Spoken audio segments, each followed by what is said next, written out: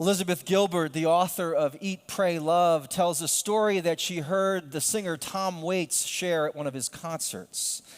Apparently, Waits was driving down the LA freeway when a melody suddenly came into his head. It was a beautiful and haunting tune which seemed to emerge out of nowhere, but there was one problem. He was driving 70 miles an hour down the freeway in his own car. So as he was flying down the freeway, Waits started to search frantically for a pen and a paper so that he could write down this tune. He opened the glove compartment. There was nothing there. He went to check the seat pockets. He scrummaged around his belongings, but no matter where he searched, he couldn't find anything to write down the song with, and he was still going 70 miles an hour. In frustration, he shouted, and I wanted to do my Tom Waits voice, but I got to sing later, so I'm not going to do it. Tom Waits said, "Can't you see that I'm driving here? I can't write this down right now." And he added, "If you want this song to exist, you're going to have to bring it back to me when I get home. You've got to help remember this one for me." Well, sure enough, when Waits got home, the tune was there waiting for him. And he was able to write it down, and he captured the inspiration that had struck him on that LA freeway, and it became one of his favorite songs. Today we begin a 12-week sermon series on the book of Genesis entitled Start at the Beginning. So that's what we're going to do. And today we started at the beginning of the beginning with the first creation story. That word first should say something to you. There's more than one. In fact, Genesis begins with not one creation story, but two, which always seems to me like an obvious statement that we ought not take this literally, but we ought to take it seriously. And so I want to discover, what is it about this story that is true? In the spirit of the old Cherokee storytellers who would begin their story and they would say, I'm not sure it happened exactly like this, but I know this story to be true. I know this story has something really important to teach us, something that is deeply true about God, about the nature of reality, about you and I. So I want to lift up, I think, three truths here that I think are critically important and particularly relevant for the moment we find ourselves in. Number one, grace is present at the beginning. Number two, you and me, we are created in the image of God. And number three, God doesn't seem obsessed with control and efficiency the way that we often are. So let's take those one at a time. Grace is present at the beginning. Now, how many of us were taught, or maybe we just assumed, that it began with the fall, right? Adam and Eve, they fell, the fall of humanity. But it doesn't begin there. It begins with a blessing. Listen to it. I'm reading from the NRSV translation. In the beginning, God created, and it was good. All of it. Water, dry land, vegetation, good. Sun, moon, stars, good. Birds, creeping things, creatures, good, good, good. All of it. Grace, goodness, is not God's plan B. It's God's plan A. It is, to quote John Scotus, the first idea in the mind of God. The first idea is grace. The first creation story teaches us that grace was inherent in the universe from the Big Bang. It's not a later addition for the select few of us. It's there at the beginning in everything, in all of us. And did you notice something happens after God creates human beings? The whole time God's saying, good, good, good, good, good. Human beings come onto the scene, and what does God say now? It's so good now. For all the reasons that are articulated in the text. How did we miss it? How did we miss this? Well, I think we know how we missed it, because we've learned a lot from brain science. We know that negative thoughts stick to the brain like Velcro, and positive thoughts, if we don't sit with them and savor them and practice gratitude, they roll off like Teflon. We know this. So that's why the fall just stuck there in most of us, if not all of us, right? The depraved humanity. While blessing, good, just rolled right off. Good. In our lives, how often do we miss the good things and we focus on the negative? In our bathroom, my wife put up this little quote which has always haunted me. See the good. We got to practice seeing the good. So grace is there, and the good news is literally too good to stick. It's too good to be true for us. It's present at the beginning. It is not a later addition to the storyline, which leads to point number 2. You are created in the image of God. You are created in the image of God. Psalm 8, when I look at your fingers, the heavens, the work of your fingers, the sun and the moons that you have created, what are human beings that you are mindful of them, mortals that you care for them, yet you have made them just a little lower than God. You've made them godlike and crowned them with glory and honor. Beautiful. What does it mean that you're created in the image of God? People have been pondering and talking about this, writing book upon book about it. Theologians, mystics, poets, philosophers. Here's the best interpretation I've ever heard, that you are most like God when you're being creative with your life.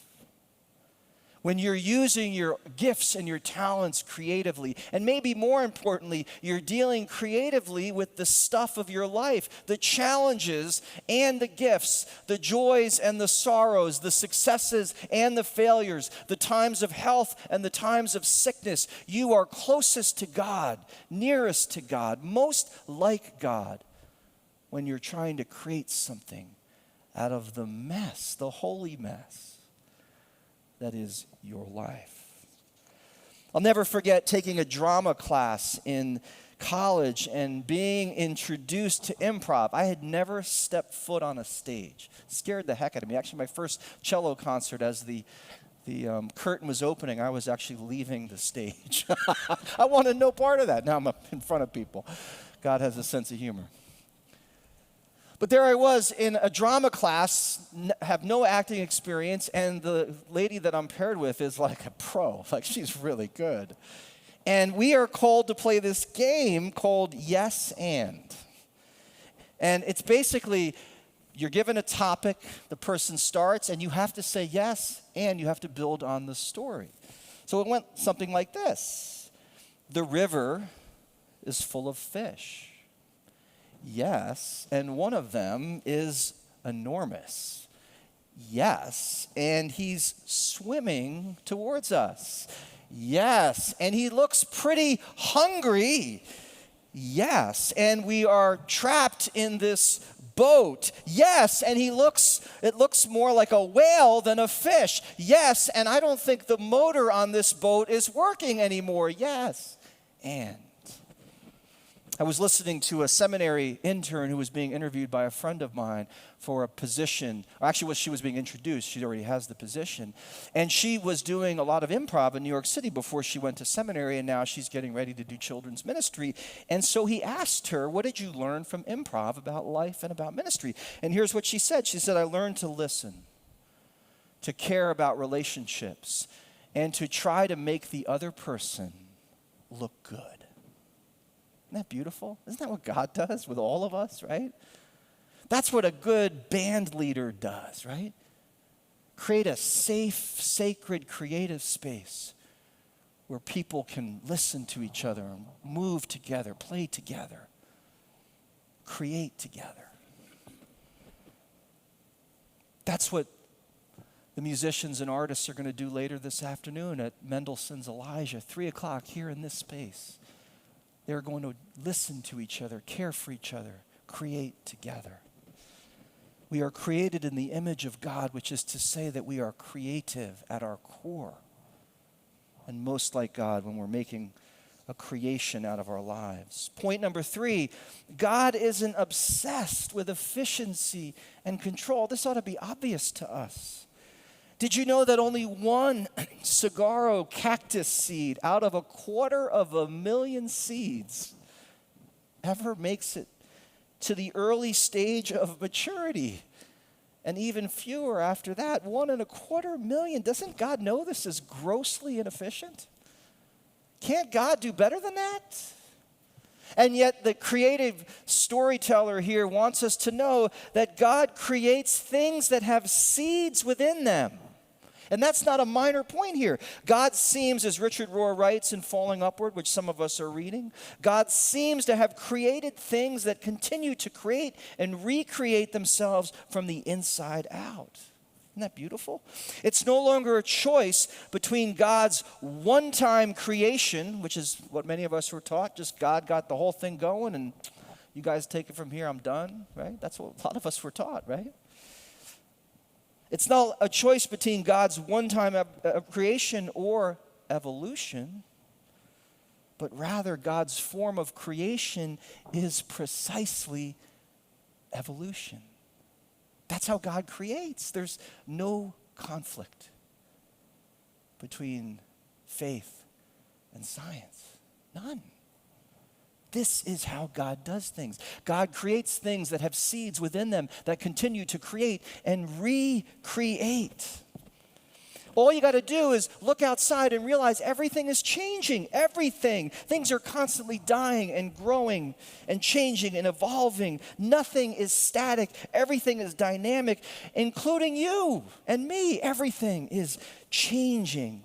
So why is it that so many Christians and church people are so afraid of change, fearful of it, but also distrustful of change? It doesn't make any sense when the only thing that stays the same is change. And aren't we the church reformed and always reforming, the church changing and always changing? In nature, we know that biodiversity in ecosystems and species and individuals lead to greater stability, not lesser stability, greater.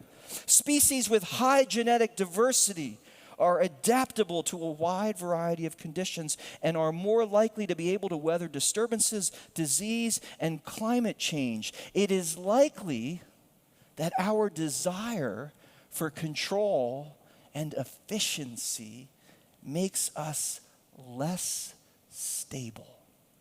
I'm going to say that again. Our desire for control and efficiency gets in the way of the nature of reality and makes us less stable, even though it feels like we're more stable when we take control, right? And things have to go our way. No, we're actually less stable, less able to work with what is. I was reminded how much diversity there is in the Pentecost story. I mean, all these different languages. Talk about a chaotic mess, right?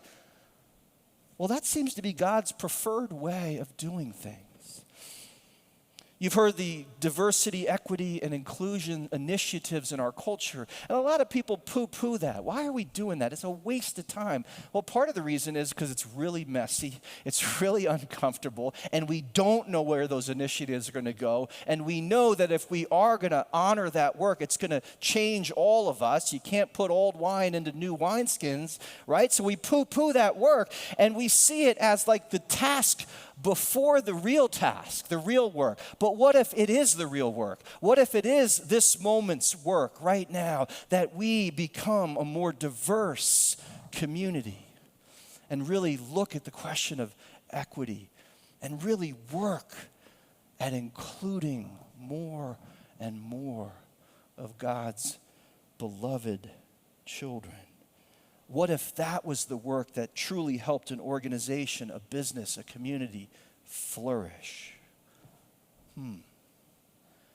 God is not obsessed with efficiency and control and seems to prefer the messiness of diversity and creativity.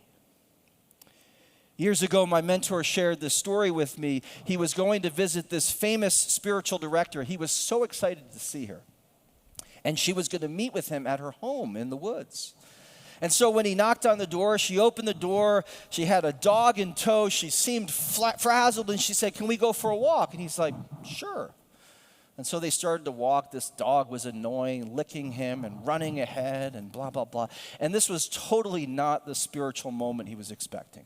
I mean, he was hoping that they would sit in a chair, they would light a candle, they'd sit in silence. There'd be this wonderful one-on-one, unhurried conversation, and that was not going on.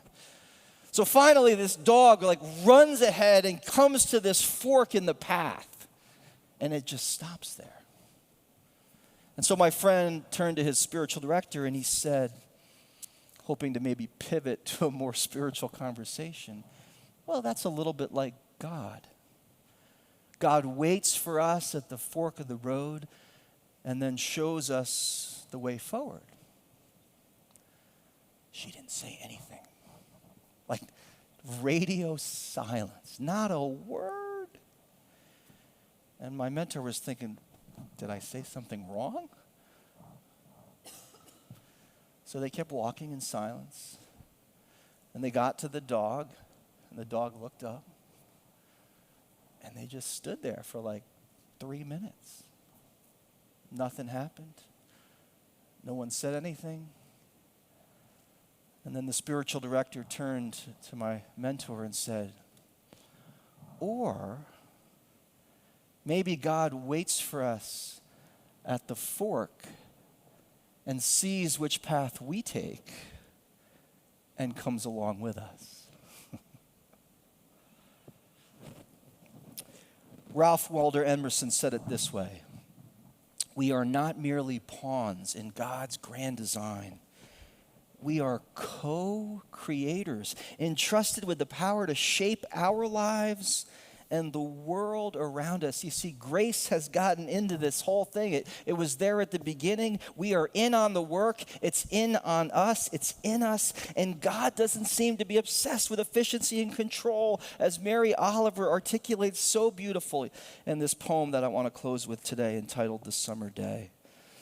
Sometimes you just got to turn to the poets for the truth. Here's what she wrote: "Who made the world? Who made the swan and the black bear? Who made the grasshopper? This grasshopper, the one who has flung herself out of the grass, the one who is eating sugar out of my hand, who is moving her jaws back and forth instead of up and down, who is gazing around with her enormous, complicated eyes. Now she lifts her pale forearms, thoroughly washes her face. Now she snaps her wings open and floats away." I don't know exactly what prayer is. I do know how to pay attention, how to fall down into the grass, how to fall in the grass, how to be idle and blessed and stroll through the fields, which is what I've been doing all day. Tell me, what else should I have done? Doesn't everything die at last and too soon? Tell me, what is it you plan to do with your one wild and precious life? Amen.